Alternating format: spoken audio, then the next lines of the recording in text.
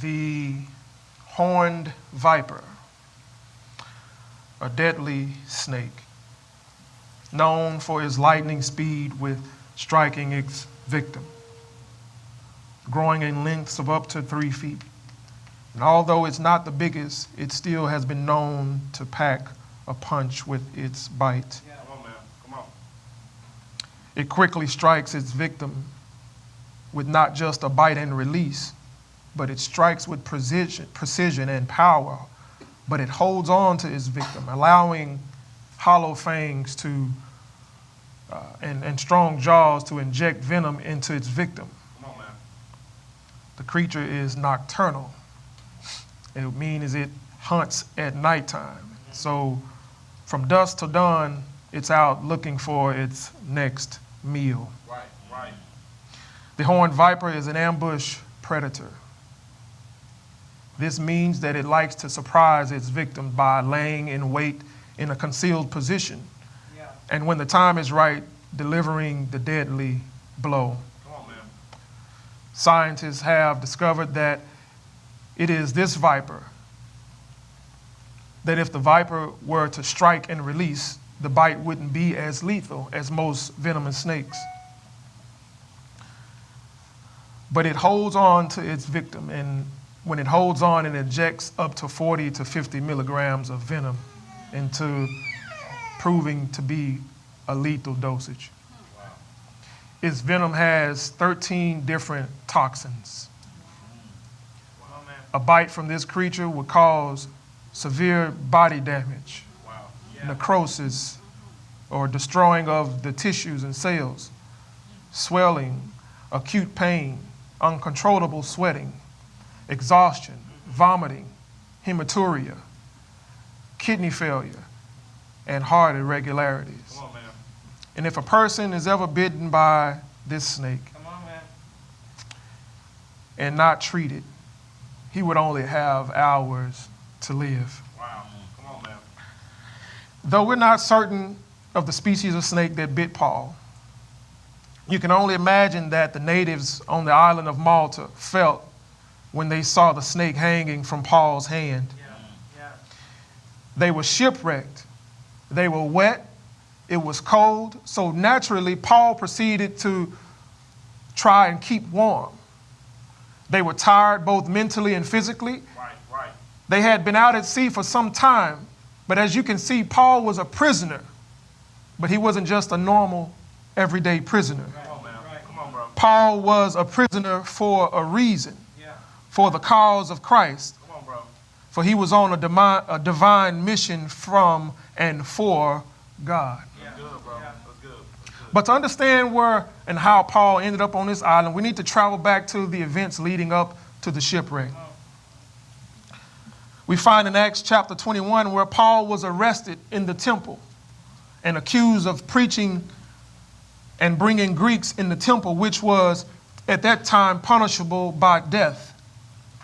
Acts chapter 29 reads, and 29 and 30 reads, For they had previously seen Trophimus, the Ephesian, in the city with Paul, and they assumed that Paul had brought him into the temple. And then verse 30 says, Then all the city was provoked, and the people rushed and to gather, and taking hold of Paul, they dragged him out of the temple, and immediately the doors were shut.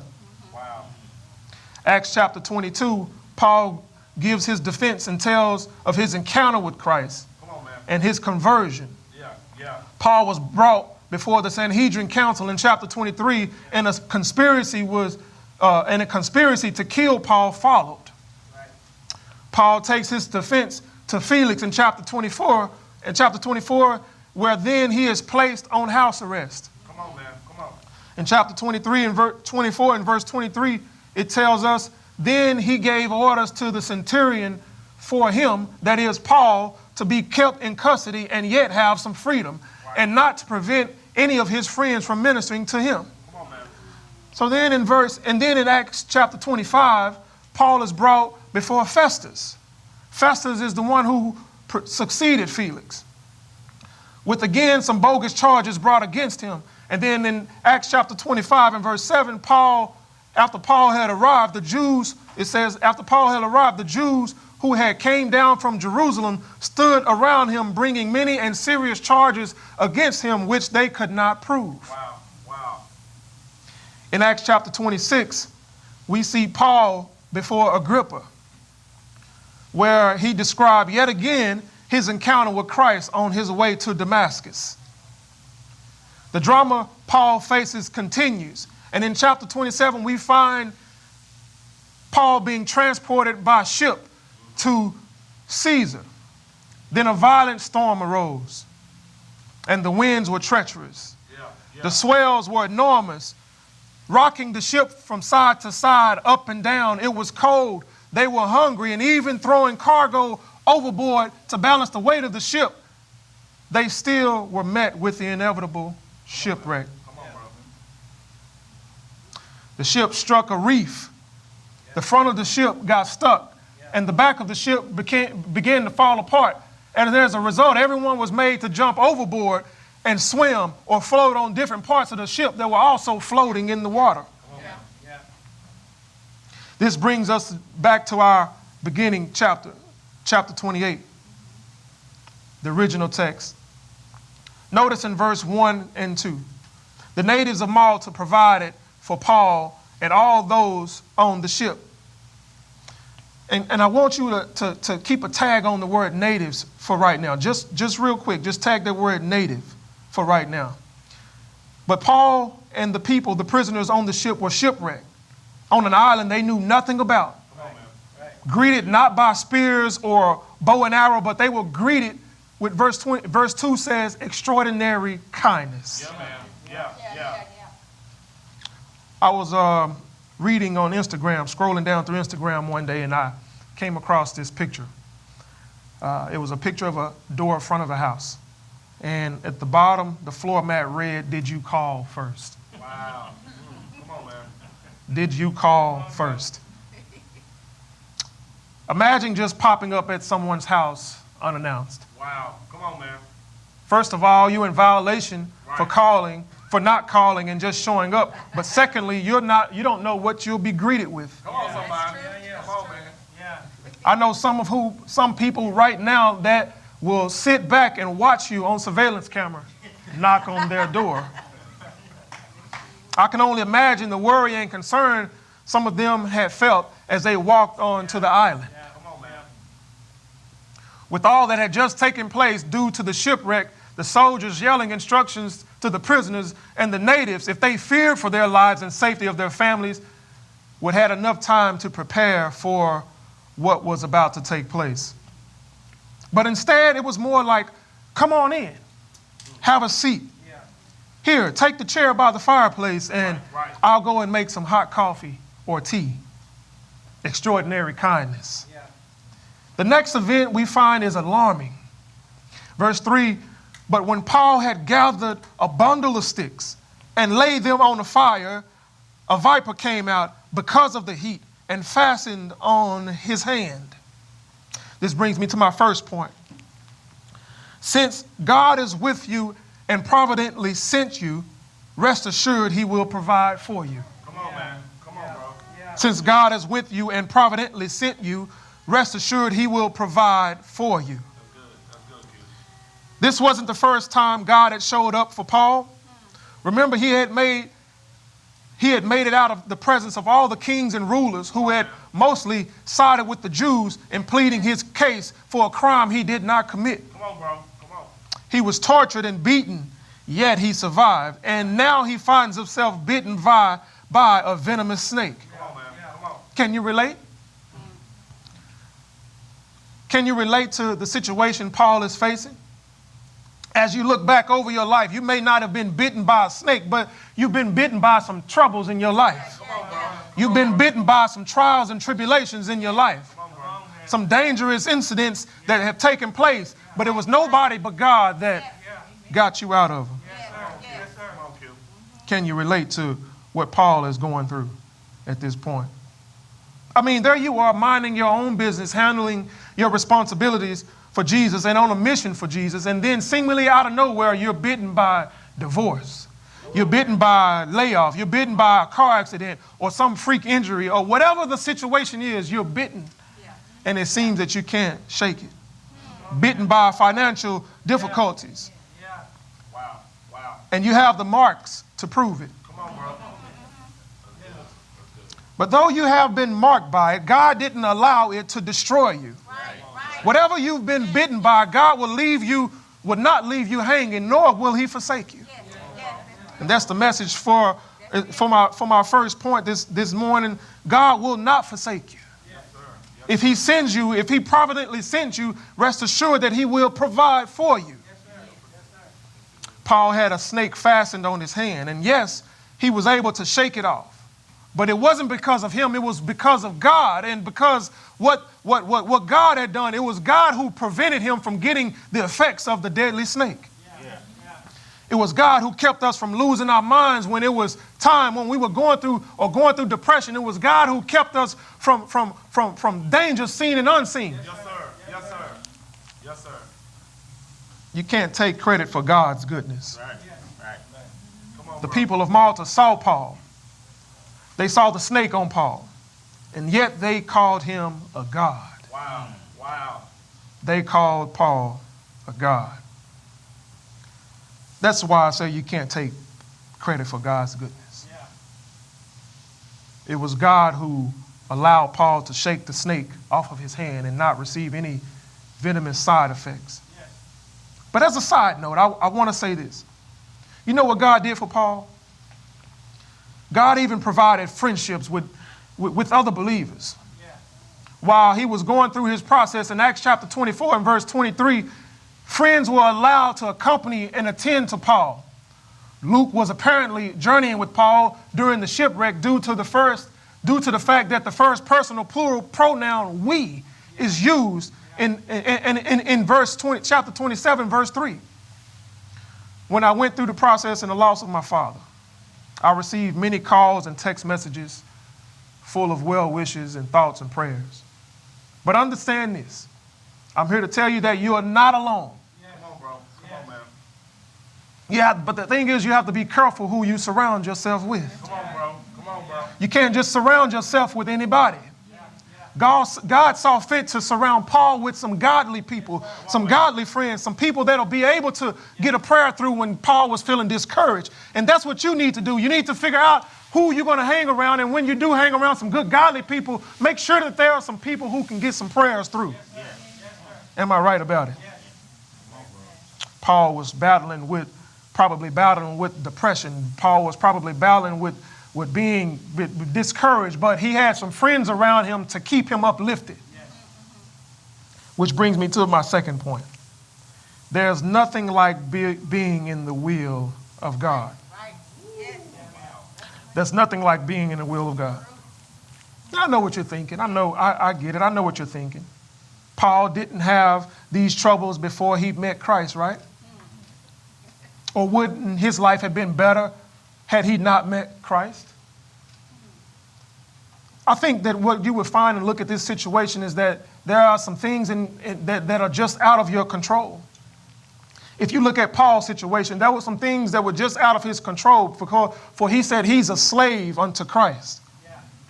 It shows us that living for Jesus and being on a mission for Jesus would not exclude us from facing difficult times, persecution, and suffering in this life.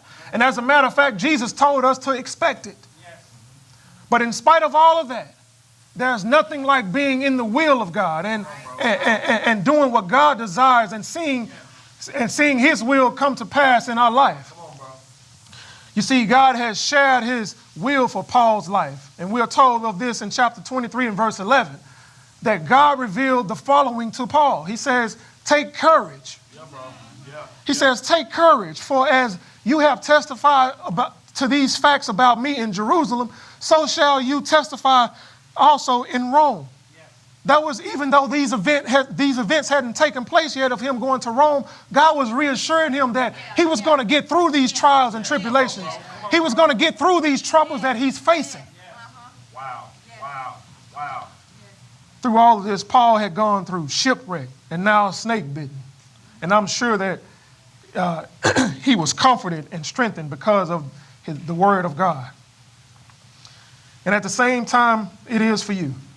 When you're facing some situations and going through some difficult times, while we are going through God's will, we need to recall the promises of God. We need to look back at God's track record. What has he done for you? Has he delivered you from some dangers? Has he delivered you or paid some light bills or some utility bills for you? Has he promised you something and kept his promise? God promises that as we seek his kingdom first and his righteousness, and all of the things that he will provide will be added to you. Being a business owner has its ups and downs, especially when it has to do with finances. There's been many times where I sat here in this very church and out of obedience of the Holy Spirit wondered if I was going to put my last into offering. Come on, bro. Come on, man. Wondered if I was going to empty my pockets with what I had to put into offering. Come on now. And out of obedience of the Holy Spirit, I gave. And it's been times where, on several occasions, after that, right after that took place, there was companies that would call me and say, hey, I need you to work on this car, or we have a fleet of vehicles that we need you to work on. Are you able? Can you do it tomorrow? Or can you do it today? Or can you do it whenever you can get to it? We would like for it to be done. Come on.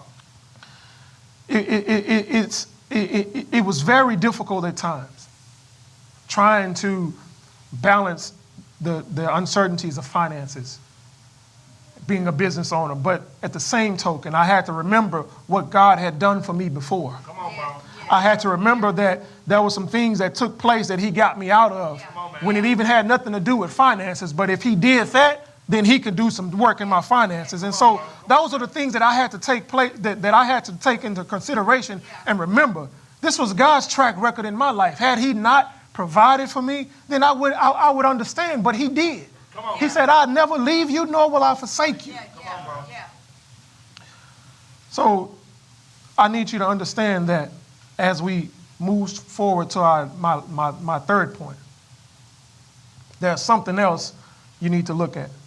Chapter 27, where they had all dumped the supplies into the water. They did that for the sake of the balancing of the ship. So remember now, they were on the ship. The ship was being tossed by the winds and the waves. Right. And to keep them from falling and the ship capsizing, they had to dump all of their supplies overboard. Right. Yeah. Some of you may have to walk away from a job. Some of you may have to dump some stuff in order to move ahead in life. And then you felt like it was unnecessary, but then God revealed to you later on that it was necessary. Come on, God. Come on, man. In order, and just keep in mind this, everybody is not intended to go where you're going in life. Sometimes you have to dump some people off where they are. Sometimes you have to dump some people, some things where you left them, where you found them. Sometimes a loss is a gain. But there are some things in your life that God is trying to remove. And so as you move forward in life, as you're trying to do God's will, he's trying to let you know that everything that you're carrying with you, bag lady, everything that you're carrying with you in life is not necessary. It can't go with you to the next level. And in order for you to experience God's goodness, sometimes you got to let him go. Yeah. In order for you to be able to experience the things that God has for you, sometimes you got to let it go. You walked away from that marriage, you walked away from that relationship, you walked away from that job, and don't count it as a loss, but count it as a gain. Come on, man. Because God says, I will provide and supply all of your needs. Chapter 28, verse 10, I want you to take in relation to that, I want you to look at this. He says, they also honored us with many marks of respect. And when we were setting sail, they supplied us with all of our needs. Isn't that amazing? Wow. That what took place prior to them reaching the island, they had to dump it all over. These were all of their supplies. Records show that it was over 250 people on the ship. Wow. So imagine how much supplies they had to dump over. Wow. That sounds, I don't know about you, but I don't have a lot of money. Right, come on. I don't know about you, but I don't have a whole lot of resources. Come on, Doc. So for me to throw away some stuff that was valuable to me, I just can't fathom that. But then when God says you need to get rid of some people in your life, when God says you need to let some stuff go, just rest assured that it's for your good. Come on, God. Come on, God. He knows what's best. Which brings me to my third and final point. God can take your pre-Christ accomplishments and use them for his present good. God can take your pre-Christ accomplishments and use them for his present good. What does this mean? Everything that you accomplished before you came to Christ or before Christ came into your life, he's able to use those for his glory still. That degree you picked up before you met Christ, that bank account that you gained before you met Christ, it all could be used for the glory of God. Those cars, those houses, those skills, that trade, whatever you have, God could still use it. Come on, little boy with the 2 fish and the 5 loaves. Huh? He could still use it. Come on, Doc. Come on, man. Paul was very well educated. Paul was he was very educated. He was educated by the greatest Jewish law teacher of that time. And to his account, Paul spoke several different languages. Come on, Doc. So remember the word I told you, native? Right? That word native was translated in that particular, in the context, was people who didn't speak that language, right? That didn't speak Greek, right? Right. So to Paul's account, he spoke several different languages. Aramaic was one of them. Come on, Doc. Right? Come on, boy. The people of that island spoke Aramaic. It wasn't by coincidence that Paul landed on that ship. Don't you throw that at me. It wasn't by coincidence that Paul landed on that ship. It wasn't by coincidence that Paul ended up on that island shipwreck with a group of people that nobody else could speak that language but Paul. Come on, Doc. It wasn't by coincidence. It's not by coincidence that you find yourself struggling in situations, but then you call on people and they can't help you. All God wants you to do is call on him. Come on, Doc. It's not by coincidence. It's not by coincidence. God knows what he's doing. Come on now. Paul spoke this language. Paul spoke a language that I can't speak. Come on, man. Paul spoke a language, several languages that I can't speak. I could barely speak. I know a few Spanish words, but that's about it. But Paul spoke it. Yeah, man. Yeah. Paul spoke it to the people. God took Paul's accomplishments before he met Christ and used them for his glory. And if you look at the history of the island of Malta, it is said that Paul was the one who brought Christ to that island over 2,000 years ago. So this island is thriving as we speak. So what I'm saying is that God took whatever he had, whatever he did before Christ, and he used it for his good. And might I add this? Whatever you've done, whatever you've accomplished, whatever you're struggling with, whatever you got, God can take it and use it. He can get the glory from it.